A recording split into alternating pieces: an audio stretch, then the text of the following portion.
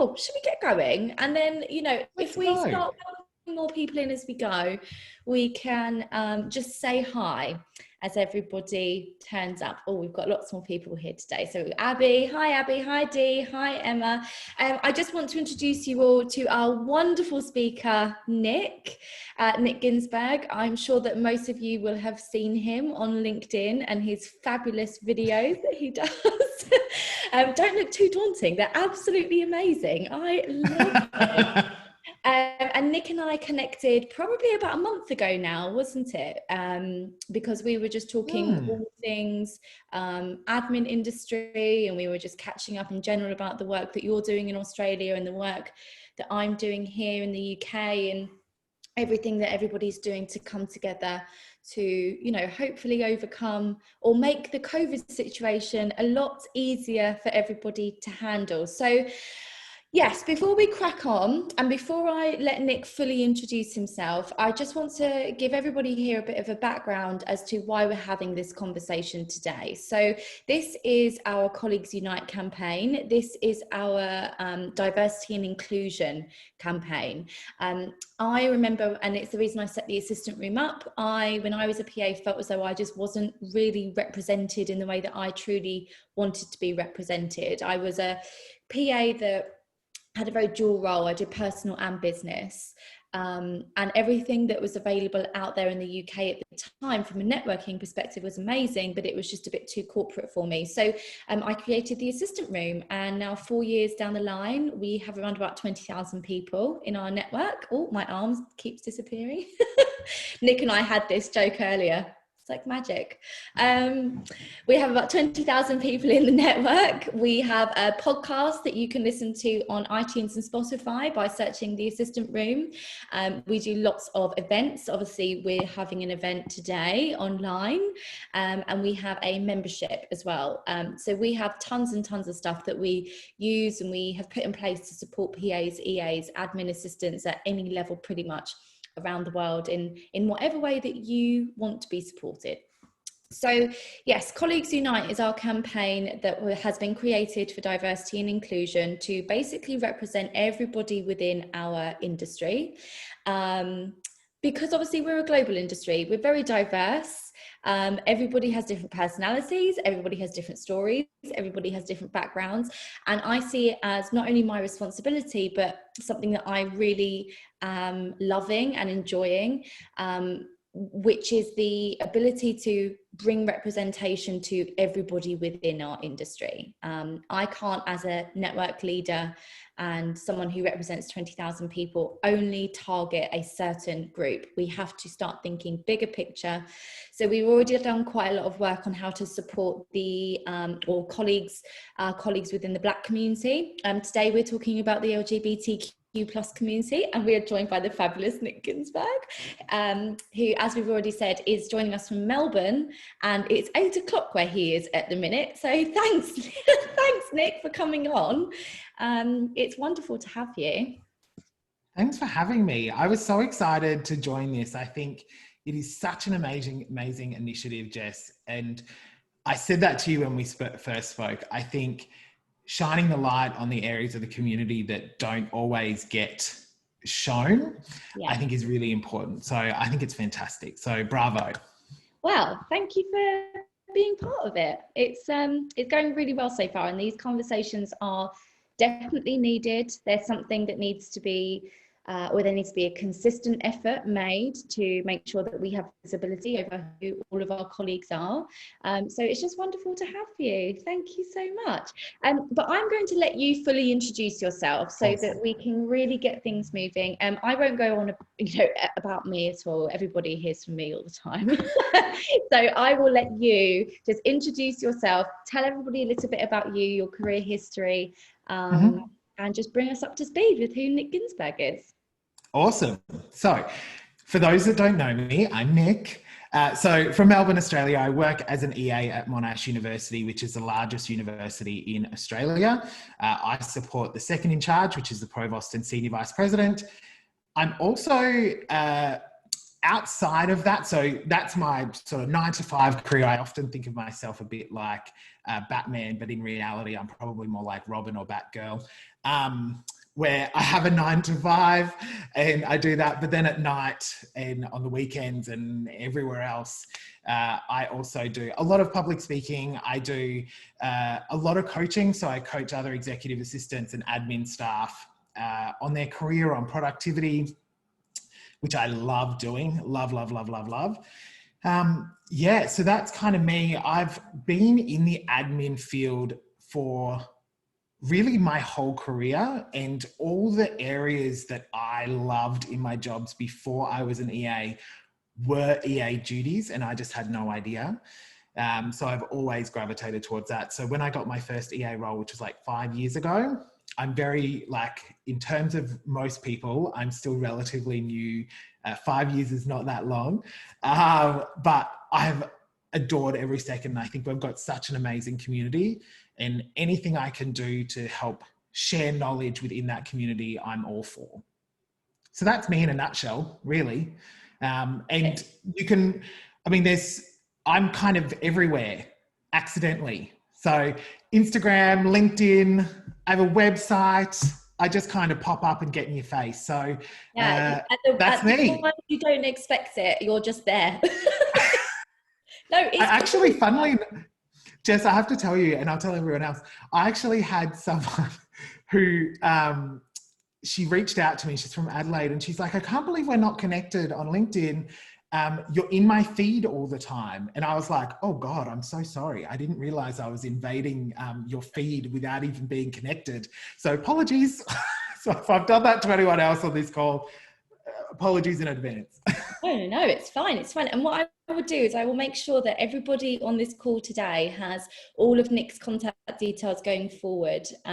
Obviously not your telephone number, but, email address, if you want us to share that, obviously a link to the website, definitely a link to your LinkedIn.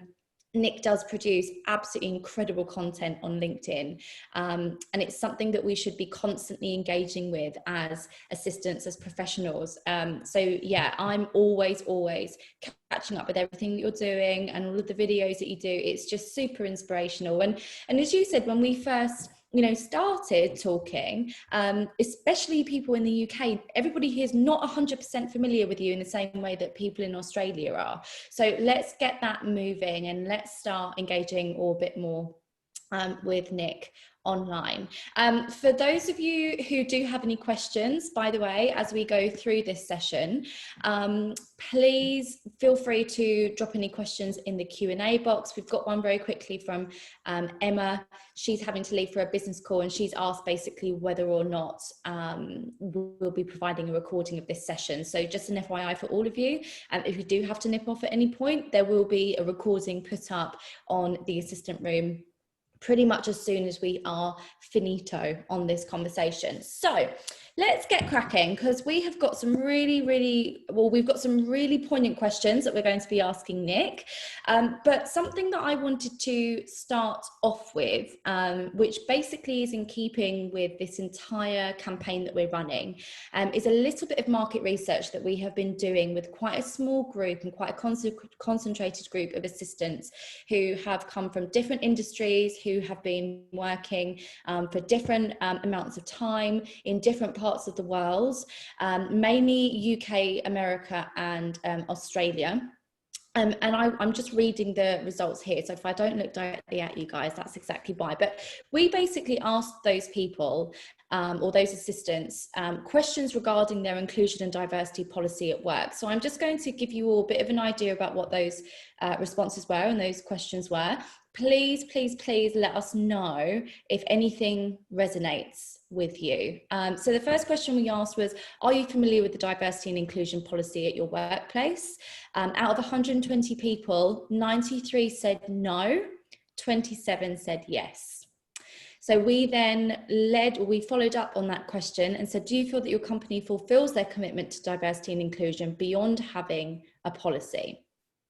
And out of 120 people, 81 said no, and 39 said yes. And I always think that that's a really interesting point for us to focus on, because I think a lot of businesses will have a policy, but it's just a bit of paper. And there's not really much that goes on other than just ticking a box that they've actually got a diversity and inclusion policy. Question 3 was, do you feel that your colleagues who fit into a minority have fair and equal representation in the workplace? Again, out of 120, 58 said no, 62 said yes. And the final question we asked was, do you feel confident in being open with your identity, either now or in the future, without the possibility of facing judgment or discrimination? 31 said no, 89 said yes. So we had a really good mix of answers. It was lovely to be able to ask people really, quite direct questions and for everybody to get engaged, and it was wonderful. But I think that gives a really good overview as to why this conversation is not only relevant and important to have right now, but something that is consistently important to ask. So we have a little poll for you all to get involved in.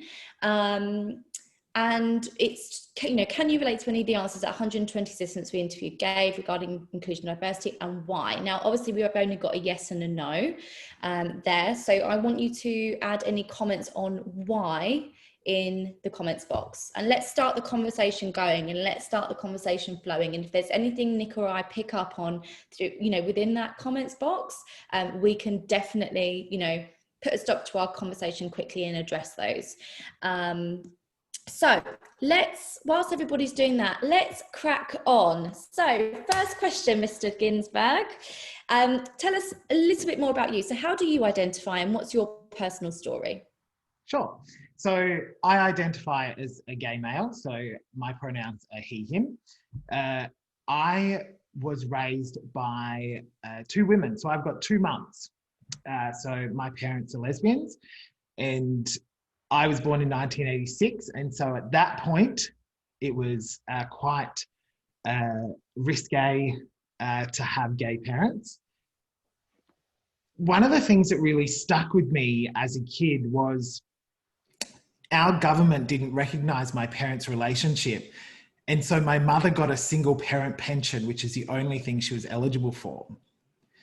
Now, that is so ludicrous to me. And so that is something that's really stuck with me for a long time. But up until about, I would say maybe 10 years ago, had been very cautious about how I present at work. So I've never really been able to hide my sexuality. It's not something that I've been able to kind of put away in the closet and pretend like it's not there. But I have dialed it down to a point at work, particularly when I was younger, so from sort of 18 to 25, I dialed it down so much because I was so worried about homophobic people and what they would say and what it would mean for my career, that I toned it down so much that my personality kind of vanished. And then I moved to Melbourne. So I moved from Queensland. I was raised on the Gold Coast. In Queensland, moved down to Melbourne, met my now husband 4 months after moving. And I then just kind of didn't care and started getting more comfortable. I also worked for a company, which I still do now, so Monash University, who is incredible with diversity and inclusion. So we have some amazing policies, amazing things in place to make people feel safe and welcome. So I started to really sort of grow into who I really should be. And yeah, it was amazing. And when Australia passed the marriage equality bill, and I'd just gotten engaged well before that, before we'd even gone for the vote, and we'd planned our wedding. And I remember sitting with some of our senior management in a room, watching it on TV. And to have that support from senior management, and genuine support, I can't even describe to you the feeling of validation and respect. And then 6 or 4 months later, we got married. We were the first legal gay wedding at our venue. our first legal gay wedding for our celebrant, for our photographer, for almost every supplier. There were so many tears. I held it together, surprisingly, and I cried everything. But everyone else cried. Our celebrant sobbed as we walked down the aisle. Like she cried so hard, we had to give her a minute once we got to the end to just regain composure. Phenomenal. But it's interesting because when you're in the community, and I talk from a very privileged point of view, by the way. So I'm a white gay male. I'm the most privileged out of the LGBTQ plus community. There are so many more of us that aren't privileged, that don't have what I have and struggle way worse. And so it's just something to keep in mind. But so that's kind of my story. So now my husband and I have been together for 9.5 years, 9 and a bit years. I don't know what it is. Forever, it feels like. I think it's absolutely amazing. I think it's, and I think that the really important thing for us to talk about today as well is that, you know, the LGBTQ plus community, it is so diverse within the LGBTQ plus community alone, you know, like I think there's so much to be said about that diversity and how much that everybody is missing out on by not allowing people to interact with them or to have the same equality as you know, other people, just because of the way that you identify sexually. I think to me, obviously it doesn't make any sense whatsoever, and I'm pretty sure everybody on the call will feel exactly the same. But the sad thing is, obviously, it still exists. And as you said, homophobia is something that you experienced directly that really has made you in the past feel like you can't be your authentic self. So if we carry on that kind of train of thought, because obviously it is discrimination, and discrimination continues every single day. If we talk about you as an executive assistant, not only as a gay male, but also as a male assistant, do you find that you get discrimination for being a guy as well? Because obviously the majority of our industry is female. And we have a very regular open conversation with a lot of male PAs in the UK, and they find issues with interviewing, getting on shortlists, being in interviews, and if they have a name that is a name that also can be a girl's name, so for example Chris, they have sometimes got to an interview and the person interviewing them has just been like, no, sorry, we thought you were a girl. It's just crazy. So have you felt that dual discrimination ever? Yeah. Interestingly, not from employers. Within the community, there's been the issue for me personally. So I remember when I first started to spread a little bit out of my company sort of box, as you will, and started sort of having more of a public profile. Getting credibility was really tough. If you look at across the world, the EAs that have managed to really make a mark, majority are women, but the ones that have made their mark that are men, there's Phoenix and Jeremy Burrows. They're the two names that I instantly think of. You forgot one, Nick Ginsburg. Oh, well, no, I'm not going to name myself. That's weird. But those two have worked their tush off nonstop. And I don't think it's, I want to be very clear. I think the majority of people are incredibly welcoming and inclusive. Like anything in life, there are cliques. And those cliques, I mean, I've had stuff said to me like, I don't understand what it's like to juggle responsibilities outside of work because I'm a man. That was said to me, by the way. Wow. And face to face. And I've got a really, I've got a really bad poker face as well. So the fact that I managed to get through that without looking like I wanted to scream I'm very proud of myself. But what people don't understand, my husband and I want to have kids. I will be the stay-at-home person. I also have a sick mother in another state that I deal with all of her stuff remotely. We live next door to my husband's grandmother, who we also look after. Like, I'm juggling. I may not have a 3-year-old in the house, but there are stuff, everyone has their own bits and pieces.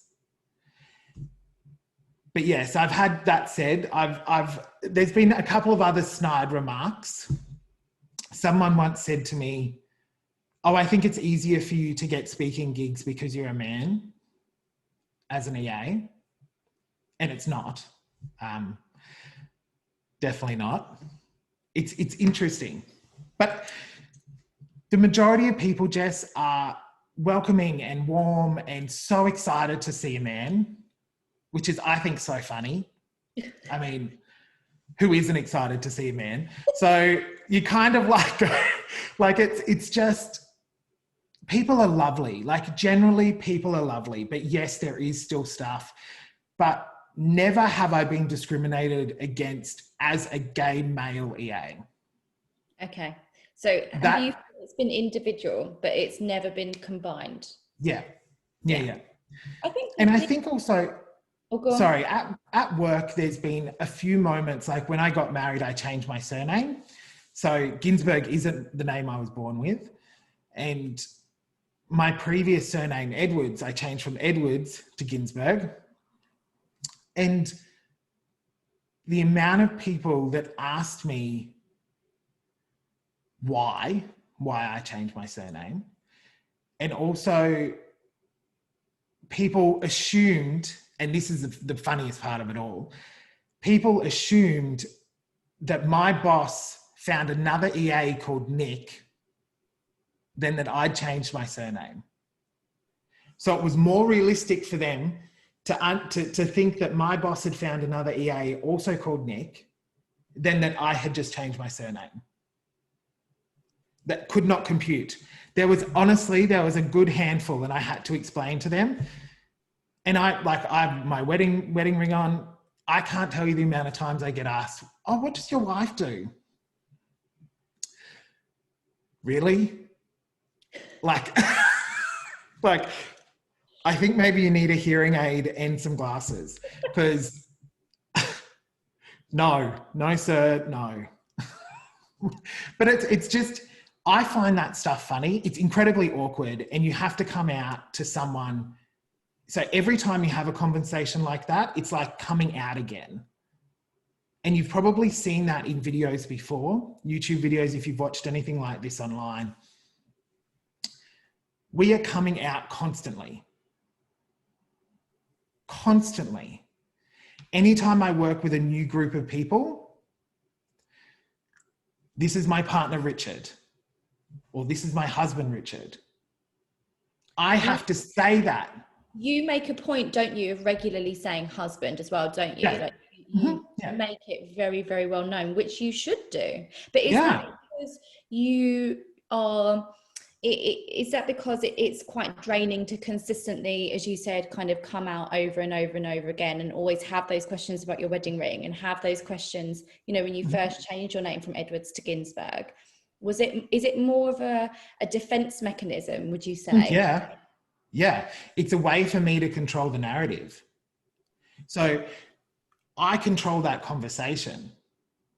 Whereas I don't ever want anyone to be in that awkward position of, "Oh, so what does do you have a partner? What does he do?" Like, I don't like those situations.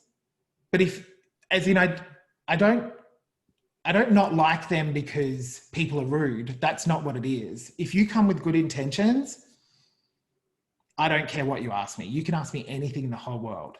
I'm an open book. But those interactions can be awkward. And so for me, rather than have the awkwardness, I just say, Oh yes, no, on the weekend, my husband and I went for a bike ride, or we took our dog for, you know what I mean? Like you kind of, you steer towards that so that people go, oh, okay, yep, okay, he's confirmed gay. Yep, good, great, let's go. Yeah. Just easier. Yeah. Well, look, I think, oh, Josh has just put here in the chat box. I remember one of my roles as a PA, I didn't see eye to eye with was treating to beat around the bush regarding, or trying to beat around the bush regarding his sexuality. And that's what it is, isn't it? It's beating around the bush. It's people trying to kind of figure it out, but they don't really know how to ask. And I know that's something that we're going to come on to later. Yeah. And we've briefly touched on it just then a moment ago, but we wanted to talk about the reality, didn't we, of what it's like to be a gay male in the workplace. And we wanted to talk about, either a positive or a negative experience that you've had in being true to yourself in the workplace. So I don't know whether there's anything we want to kind of expand on that conversation we've just had, or... Yeah, I guess I can add a lot of, and remember, everything that I talk about on this is solely for me, in my experience, in my life. This is not a representation of the LGBTQ plus community at all. So as a gay man growing up in Queensland, which is very kind of rough, like very ochre Australian, like blokey, which I don't know, I'm not that. I have this, like, sometimes this irrational fear of straight men. So not because, like, if I was to meet a straight man now, I will tone myself right down and be really quiet. And it's to protect myself from that. Has anybody done anything to me in the last few years that has caused me to do that? No, but it's this instinct that you're raised with of don't be too feminine, try and be blokey. I mean, I couldn't tell you any sport info at all, at any point. It's not my thing. But those moments, they have, that creeps up to me all the time. And it's a common thread, particularly in gay males and also in transgender people as well. It's a similar thing. There's this fear of straight men, which is tough. Like, it's a weird thing to grapple with. My boss is a straight man, and he could not be more inclusive, more loving. Like, he hugs me every time I go on annual leave. Like, the man's a gem, like a true gem. But that is a moment of positivity. When I started working with him, it was a month before I got married. He knew I was getting married. He knew that I was getting married to a guy. He knew I was going on my honeymoon. I was fully myself with him. There was no sugarcoating. There was no hiding. It was me fully being myself with him. And he accepted me fully. And it made me go, oh, okay. And then our chief of staff started, also a straight male. Same thing, he accepted me fully, couldn't have cared less. So now, out of this fear of straight men, I'm surrounded by straight men who love me. And that wouldn't have happened if I hadn't have just been myself. And that was 2.5 years ago, 3 years ago almost. And I think that also shows, doesn't it, regardless of what minority you fall into, or if you have a colleague that falls into a minority, the important thing to remember is that leadership and making change within any business and diversity and inclusion has to start at the top. It has to start at the top. And you have, if you're in a position where you know something isn't necessarily being done right, or there are people being excluded from the narrative, or there is discrimination in the workplace, feel brave enough to call it out, not necessarily just for you, but also your colleagues who might not be brave enough. Mm-hmm. Absolutely. So Monash has this fantastic program called the Ally Network. And essentially it's staff members who want to join the Ally Network and show their outward visible support for our staff and students who are in the community. They go through training, they get to wear a rainbow pin, there's rainbow stuff that they can put on their desk. Not long after I got married, I thought, you know what, I'm going for it. I emailed all of our senior executive, so our president and vice chancellor, my boss, all of her direct reports, our president's direct reports, and said, I think it'd be really good if as a team, you were to do the Ally Network training and be allies for the community. I thought I would get like maybe 2, my boss being one of them. And I got everyone except for 1. That's amazing. Yeah, and it was a half-day training, and these are incredibly busy people, and they all did it. That's absolutely amazing. It is one of my favorite things I've ever done. What an achievement. It just shows your influence as well as somebody who is in a position to be able to use the different resources within the business, which I think most PAs and EAs have access to, but it's about utilizing those resources for good. So how has that changed the senior management then at work? It's interesting. I think the majority so Monash is incredibly good at inclusion. We are very good at it. So we have a rainbow flag raised during various weeks throughout the year, depending on what the holidays are, like International Day Against Homophobia and Transphobia and all of that. But they're all pretty good. But there were a couple of people that I noticed have an actual shift, not so much with me, but they started realizing, because I'm out at work, very much out at work. But there are people that I know within my building who have told me that they're gay, mostly women, who are EAs. There's a couple, and I will never out anyone. And I noticed these executives they stopped gendering the questions around partners. So instead of going, oh, what does your husband do? It's what does your partner do? Or how are you and your partner? They stopped gendering it. And it makes people, particularly who are closeted at work, much more comfortable. Because if you ask me a question and ask me how my partner is, and I'm not out to you, I can honestly answer you how my partner is without outing myself. It's comfortable, it makes it okay, it decreases anxiety. And so I noticed that a couple of times.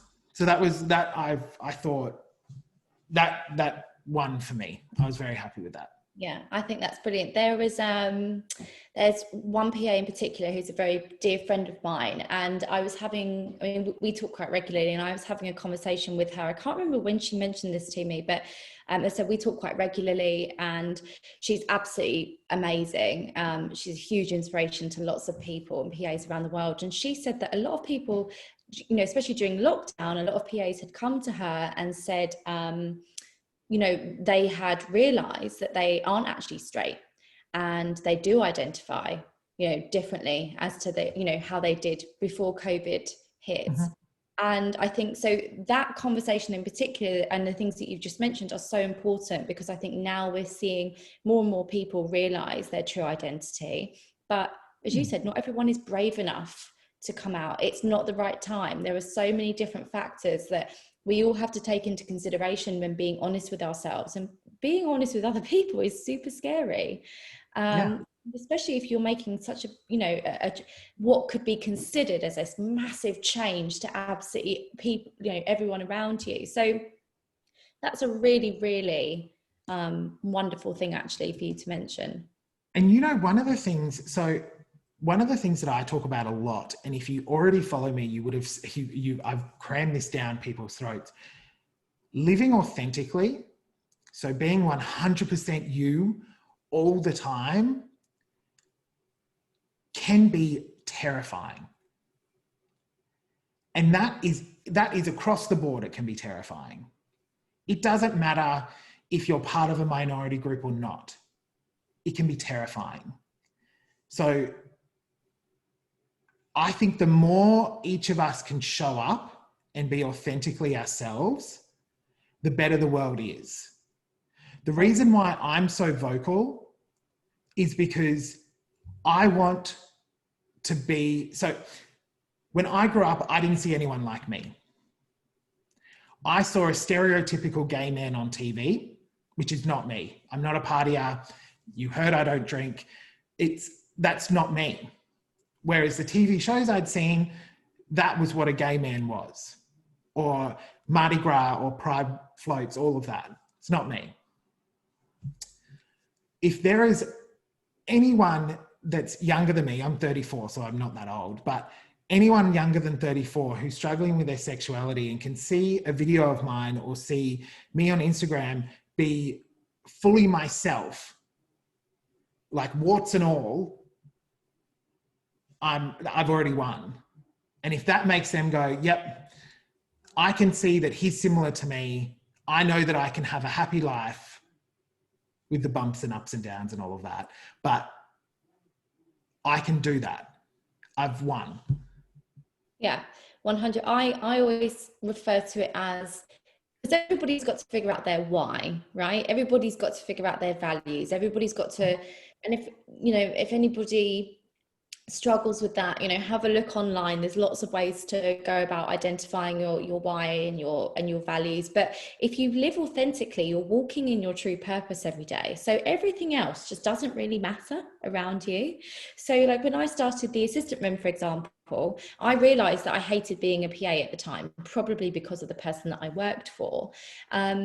And what previously mattered to me, which was money and having a really lovely package and knowing that I could go into Selfridges on Oxford Street at any point and pick up a really lovely handbag, that suddenly didn't become important to me anymore, because I'd been living, the opposite of an authentic life. And that wasn't what made me happy. So yeah, you do lots of work on authenticity. And that again is for everybody who is on this call today. Please follow Nick on LinkedIn. I said I will send around his LinkedIn profile, because you do such fabulous work on empowerment and positivity and authenticity. And so yeah, no, that's great. Well, so what do you feel is the biggest issue right now for the LGBTQ plus community? I know that, as we said earlier, it's a hugely diverse group. We will probably have a couple more sessions with different people from the community as well, just so that we can get a really, really wide view on how everybody's feeling. But what, in your opinion, is the biggest issue that the community is facing in the workplace, particularly at the moment? I think so my view is that workplaces reflect society. So when I am answering any of these questions, I'm talking about society in general. It is not just in the workplace. They very much mirror one another. People often think of, if you think of the LGBTQ plus community, you think of lesbians, gay males, bi people, and the odd trans person. There is so much more in the community than that. Our trans brothers and sisters are murdered at an alarming rate around the world, particularly our Black and people of colour. So anyone that is a double minority are targeted really heavily. And I think even within the community, as white gay males, we often forget that all of our rights can be pinpointed to one Black trans woman who started the Stonewall riots. So when this whole COVID thing hit and Pride Month was cancelled and white gay men were up in arms, you just kind of go, do you not get it that it is Black trans women predominantly who are being murdered at an alarming rate. And it is not just in the US, it's in the UK, it's in Australia. It is happening so regularly and it is not covered. They are often labelled as sex workers and they're not. This is such a deep issue. I think also, particularly trans women in the workplace is really hard because changing your gender identity in a workplace who has only known you as one is terrifying. You will be dead named regularly, sometimes maliciously. Sometimes people just forget. You will get misgendered all the time. I actually saw something really cool online just recently. I'm obsessed with TikTok, so apologies. That's where most of my references are coming from at the minute. But I saw something on TikTok where this trans woman was explaining a workplace scenario, and she said, I watched you quickly correct the gender of someone's dog. So the colleague said, oh, that's such a cute dog. He's so cute. And the owner said, oh no, it's a girl. She's a girl. And quickly the colleague went, oh, I'm so sorry. Of course. Yes. And then kept referring to the dog as the correct gender. So you can do it for a dog. You should be able to do it for a human being, right? So I found that really interesting, and it is something that happens all the time. Non-binary people as well at work, having they, them pronouns, it's tricky. People get nervous. I get nervous.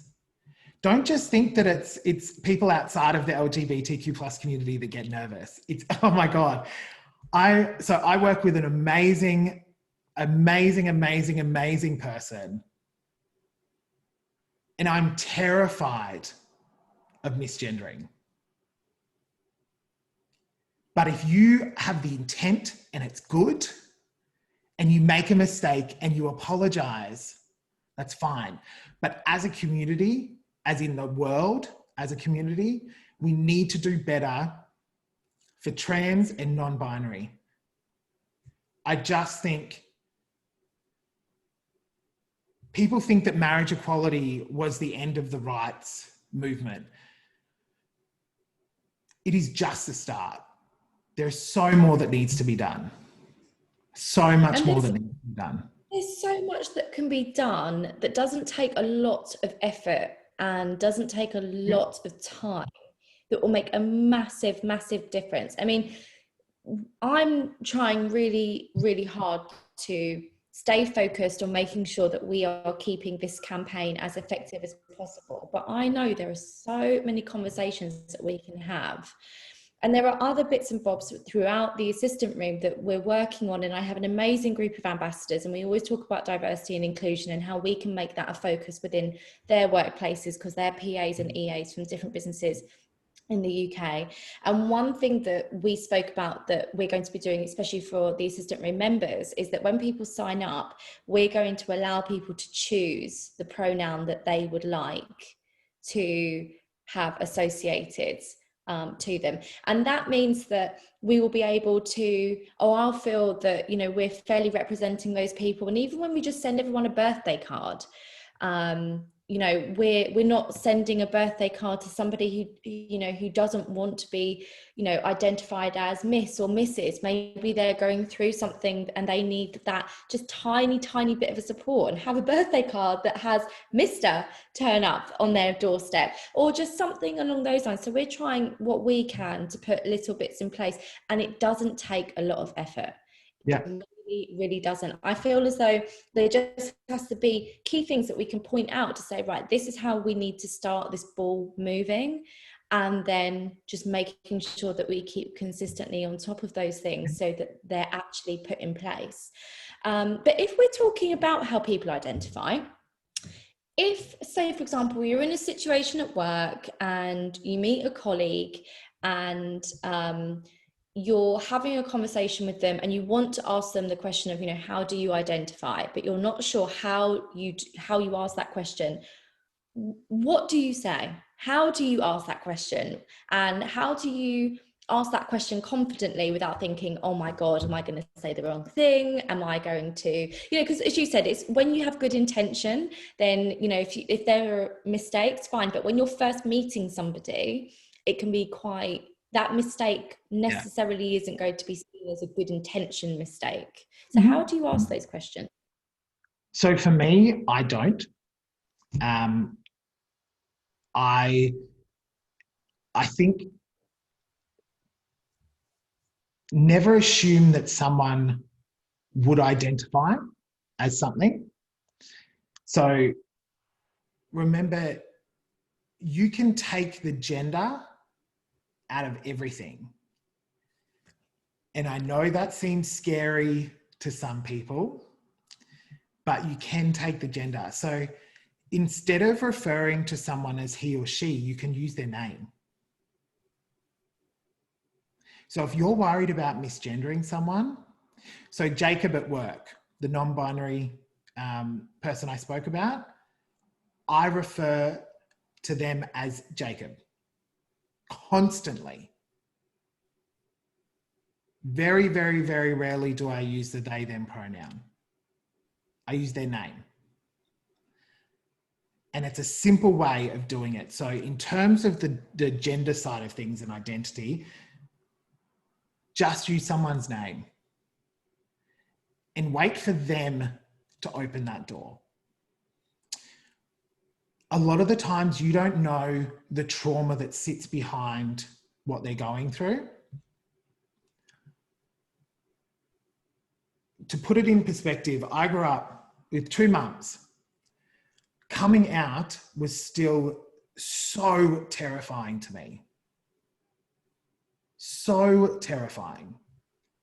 I put it off. And I mean, every year. Yet when I turn 13, I'll tell. When I turn 14, I'll tell. When I turn 15, I'll tell.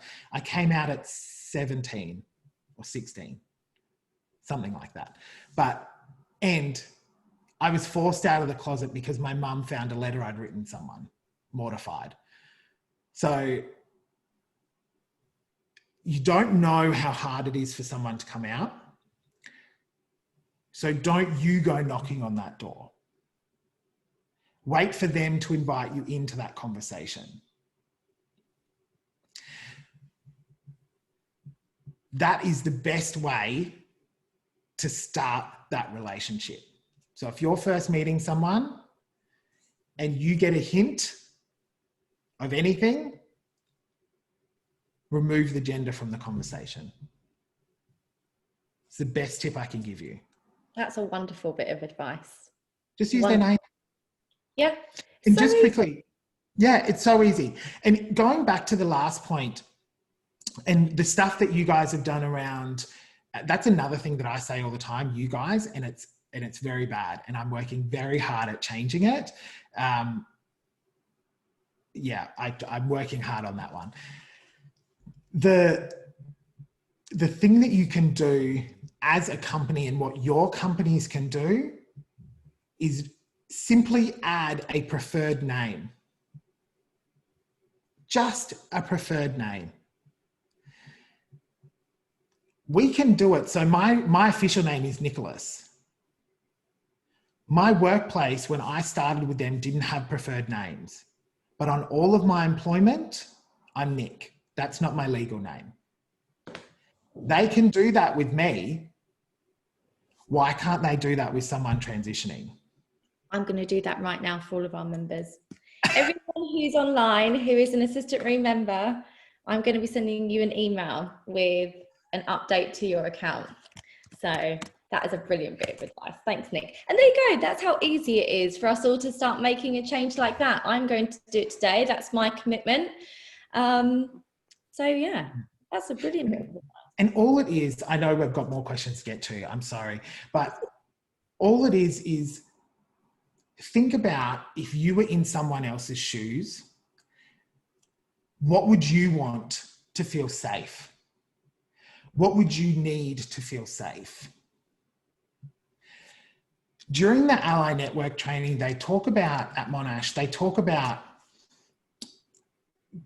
people in the LGBTQ plus community will get to work and look for signs of danger. So danger spotting. So that's someone making a remark like, that's so gay, or using a slur when they think it's a funny joke. Using a word like tranny, which is a disgusting word, by the way. Please no one use that. It's as bad as the F word for gay men and the D word for lesbians. It's not a good word.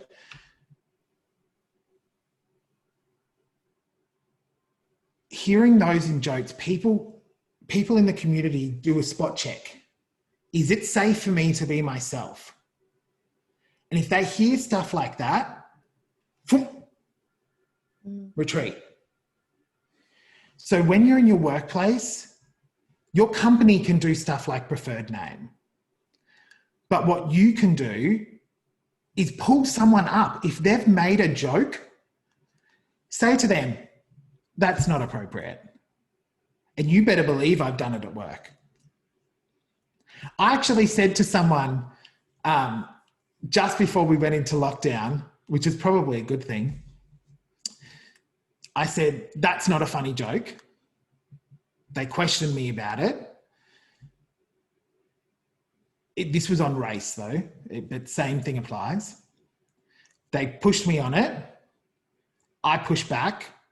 They kept pushing me on it. And in the end, I said, when you're around me and anyone else that's in my vicinity, I don't want to hear it. Now, as a white guy talking about race, that is the best way I can help, is by squashing that stuff. Same for anyone that isn't in the LGBTQ plus community. Don't make a joke about transgender people. She's transitioning. You refer to her by her correct gender, by correct pronouns, by a correct name. And while you're around me, that's what you will do. Don't be afraid to get fierce. Yeah. Holding people accountable for not dehumanizing other people because they are in some way different to you. You know, and everybody is allowed to live their life the way that they want to do it, and everybody deserves mutual respect for those decisions. If we're talking about discrimination, and we're talking about, you know, obviously you've got the outright discrimination that everybody is aware of, you know, as you said, those jokes, those slurs, the really backward conversations that you hear some people having that they have a very strong opinion about certain people that is completely nonsensical. It just doesn't fit their traditional way of thinking, and it's too out of the box for them to kind of get to grips with in some way, which I think is, you know, it's an issue that they need to deal with by themselves. You know, things aren't going to change, hopefully, well, back to what they want. Hopefully we're going to progress more and more and more and more, which would be amazing. Yeah. But do you think positive discrimination is a really big thing within the LGBTQ plus community? Because we regularly have conversations about companies who just want to tick a box. You know, is that something that you think is quite prevalent within the LGBTQ plus community? No, and I've heard lots of conversations around this. I actually am not a fan of the phrase positive discrimination. I just don't, it's not. If you are ever helping someone who's in a minority group, you as a privileged person can't then flip the switch and say that it's positive discrimination. That's not how this works. You don't get to cry victim when you've had an entirely privileged life for various reasons. I should put a warning on, if you didn't know, I talk unfiltered. So this is exactly my thoughts. So I think companies, okay, this is a very multi-layer question. I think there's a lot of companies out there who do have quotas that are really trying hard and have good intentions. I also think there's a lot of companies out there who don't have good intentions and need to tick a box.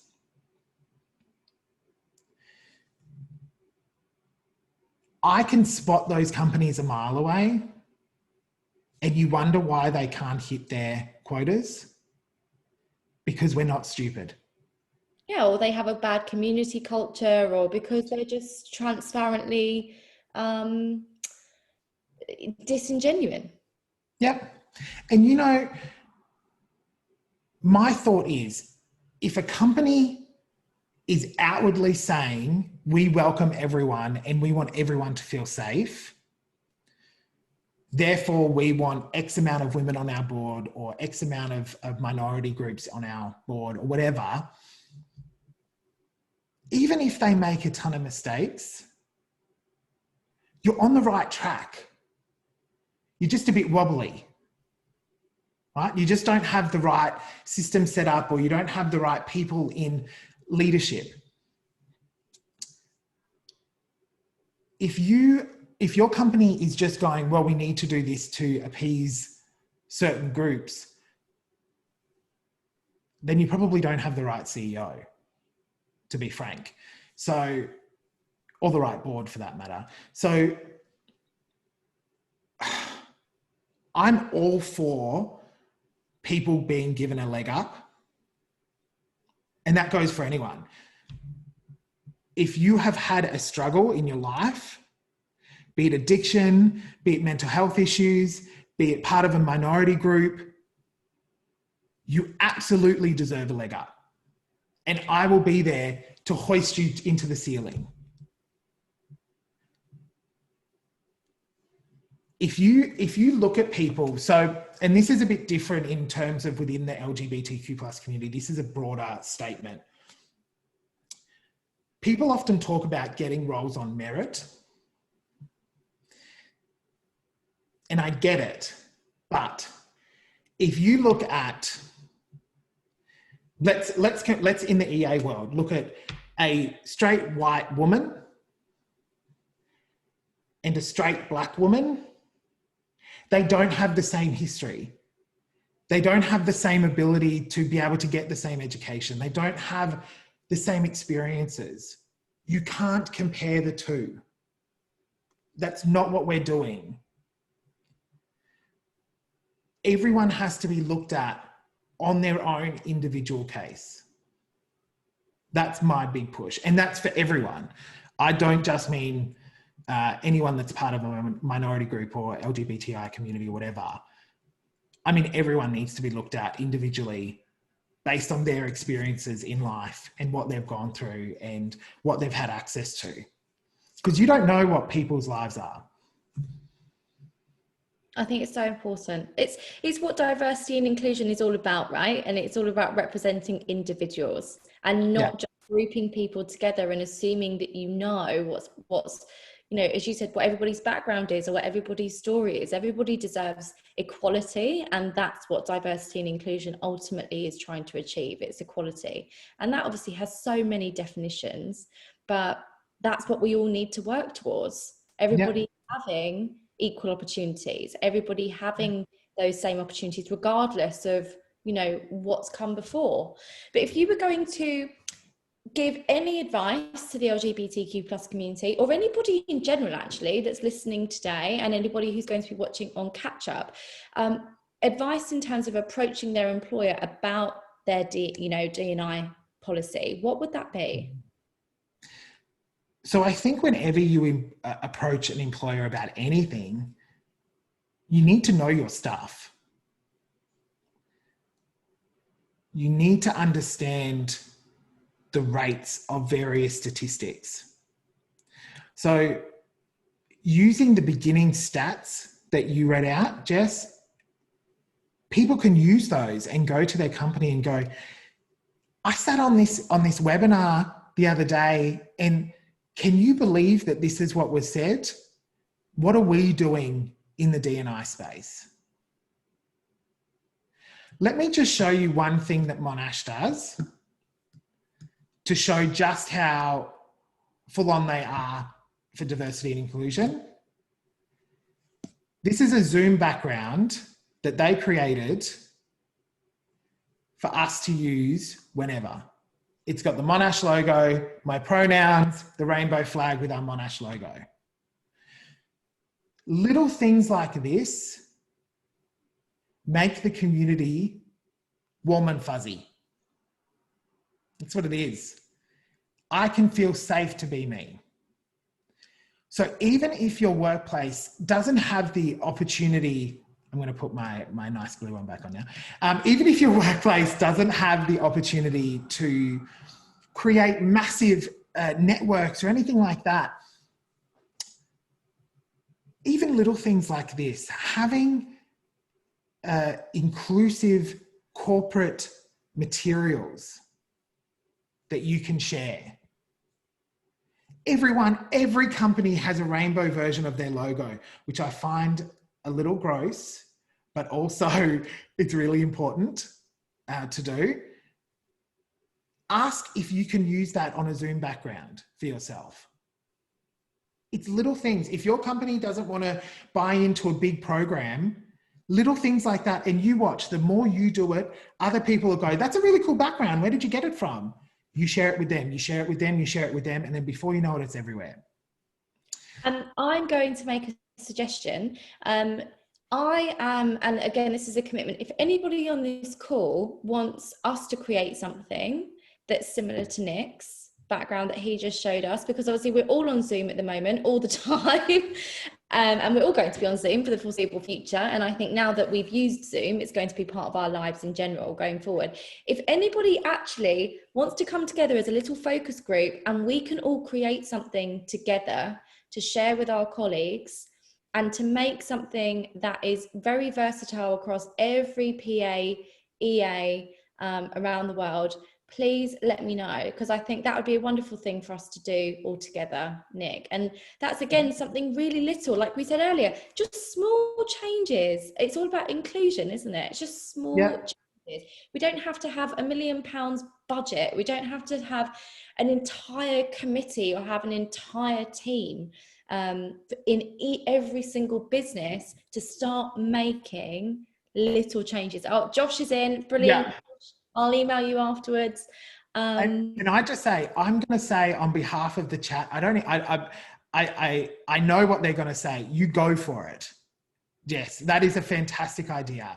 And the other thing that you can do, starting a network doesn't have to be an EA network. Start an ally network. You don't need budget for that. If you are a member of the community, you can start one. If you're an ally of the community, start one. Say, I would love to do that. Go to the person that's responsible for your diversity inclusion at work and say, I would love to try and head up an ally network for us. What have we got? How can we go about it? The fact that you could do something like that is so amazing. And instantly it sends a signal, and this is what companies love. If that is publicly known that they have some form of ally network, you better believe that all of the people are going to come flocking. They want to work there because they feel included. So just go for it. What's the worst that they're going to do? Say no. Who cares? It doesn't matter if anyone says no to you.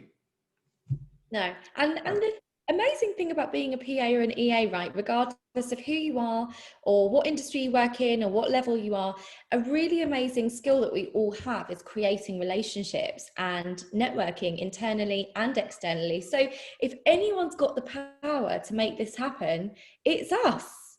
Yeah. But yeah. Oh, Nick, thank you so much. That was absolutely amazing. Thank you so much for being on here with us. That was such a fab call. And we've got one person who has submitted a question. Whilst we're going through these, guys, I'm not going to say guys anymore. Whilst we're going through these, everybody, please just submit any other questions that you have. And as I said, I'll connect you with Nick afterwards so you can continue the conversation. But someone has asked, during Pride, some people change their profile photo at work to be rainbowed, which I, as a straight woman, also did, as I thought this was showing me as an ally. I was questioned if it was a tokenism, as I'm not gay. What are your thoughts? So that's crap. It is not tokenism. And I can almost guarantee you that it was a straight white man or a straight woman that said that to you. I can only speak for me. But one of the things that resonated with me during the marriage equality debate in Australia, we had lots of Facebook banners that they created. You know what they do on Facebook? And every single person I knew had "I'm voting yes," and it was all rainbow. I couldn't have cared less what their orientation was. The fact that you're showing outward support for a community that doesn't always get it, that is not tokenism at all. The only place that it would be, and this is very rare, is if you are outwardly homophobic and you are doing everything you can to stop it, but then during Pride Month, and there are companies that do this, that put their profile picture as a rainbow, that is tokenism. If you are not homophobic, then it is not tokenism. You go for it. Brilliant. Thank you. Basically, don't be afraid. And let's really start showing support to each other, which is obviously what this entire session was about. So Nick, thank you so much. I feel so humbled that you joined us today. It was so lovely to have you on here. We'll have to do something else, maybe at a bit of an earlier time than 8 o'clock in Australia. No, it's okay. Look, I have to say, this is such a great conversation. It is literally skimming the surface. I'm happy to chat whenever about this stuff. I could talk about it for hours. Thank you. I've seen all of the messages. I love it. I'm all about it. And we've all got some action points which we can start really using now as well, which is brilliant. And I'll obviously keep you updated, Nick, about everything that we do. So. And don't be afraid to reach out to me. So you'll get my LinkedIn and all of that. Instagram is probably the quickest way to get in touch with me. It's super easy. It's just Nick Ginsberg. Could not be easier. So connect with me on there. Send me a message if you've got any questions. The best thing is sharing knowledge. So for me, if you've got a question, I don't care what the question is, I'm going to help you answer it. And that goes for this topic, it goes for any topic. So reach out, I'm more than happy to chat. You are a legend. Thank you very much, Mr. Nick Ginsberg. Thank you everybody for joining us. Thank you for all of the really great feedback as well. I'm going to be sending out a little kind of survey, or Lydia will be sending out a survey to everybody, just asking, how everyone went, or how everything went for everyone. But I think we probably already know the answer to that. But very quickly before we nip off, as I said, this is going to be going on to the assistant room. I will make sure we share a link to that video once this is on the assistant room. Please share it with your internal networks, with your friends, with your colleagues. Please use this as the amazing resource as it is, and let's really start this conversation, or let's get this conversation happening more consistently across businesses. So yeah, but again, thanks, Nick. It's been awesome having you. Hopefully we'll see you again soon. Fingers crossed. Yes, thank you so much for having me. You are welcome, and have a lovely weekend. Everybody else, if we don't, catch up properly before the weekend, have a lovely Saturday and Sunday. Nick, have a lovely, chilled out evening. I'm going to bed. I hope you have, again, as I said, a lovely weekend, and we'll speak to you all soon. Awesome. Thank you. See you, everyone. Bye, guys.